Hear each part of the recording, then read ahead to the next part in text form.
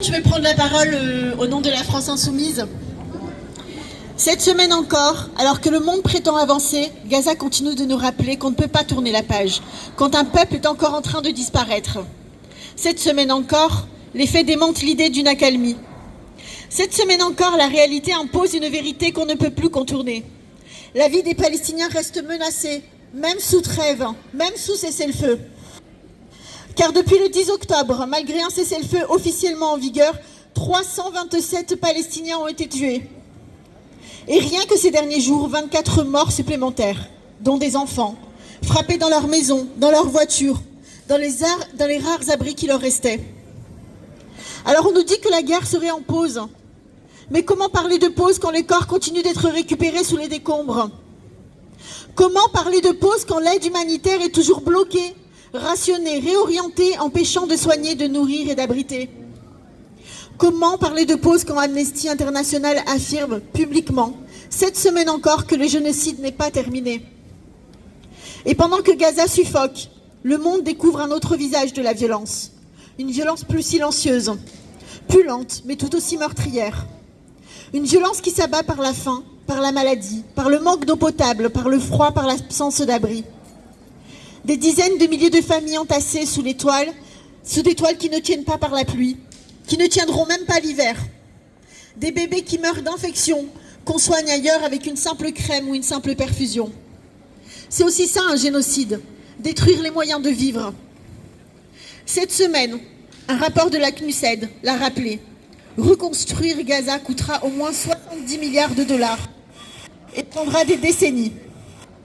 Non pas à cause d'une catastrophe naturelle, mais parce que quelqu'un a délibérément détruit des maisons, des hôpitaux, des routes, des écoles et des quartiers entiers. Parce qu'il a été rasé, l'a été fait méthodiquement. Et la justice, malgré tout, commence à bouger. En France, c'est une nouvelle importante de cette semaine. Le parquet national antiterroriste a ouvert une enquête pour crime de guerre, après la mort de 2 enfants français en 2023. Ce n'est pas un aboutissement, c'est juste un commencement. Mais cela montre que quelque chose cède, quelque chose s'ouvre. La possibilité que les crimes commis à Gaza ne restent pas impunis. Pendant ce temps, à Gaza, les gens survivent de jour en jour, dans ce que les ONG appellent désormais une crise humanitaire fabriquée. Les témoignages qui parviennent cette semaine nous parlent de familles qui brûlent des bouts de plastique pour cuire du riz, des médecins qui opèrent sans anesthésie, d'enfants dont le seul repas de la journée est un morceau de pain distribué dans une file de 2 heures.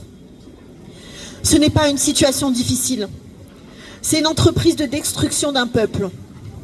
Et c'est pour cela que nous, on est là. Parce que face à un génocide, le silence est une forme de complicité. Parce que face à l'effacement d'un peuple, la neutralité est un renoncement moral. Parce que face à la mort d'enfants, il n'y a pas de oui mais.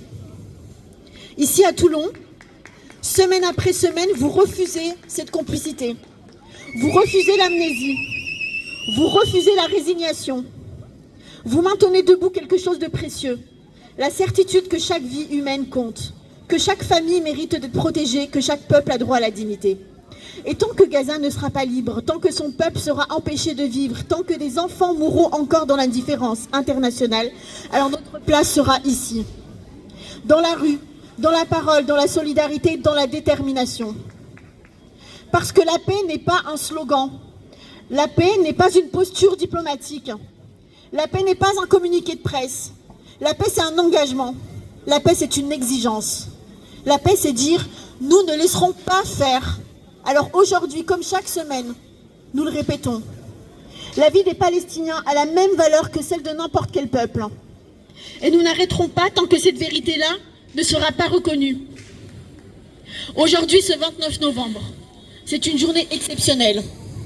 Suite à un appel international partout dans le monde, se tiennent des manifestations contre le génocide à Palestine. Une quinzaine de manifestants varois représentent notre collectif aujourd'hui à la manifestation nationale à Paris. Contre les massacres, contre les budgets de guerre, nous, on lâche rien. Free Palestine!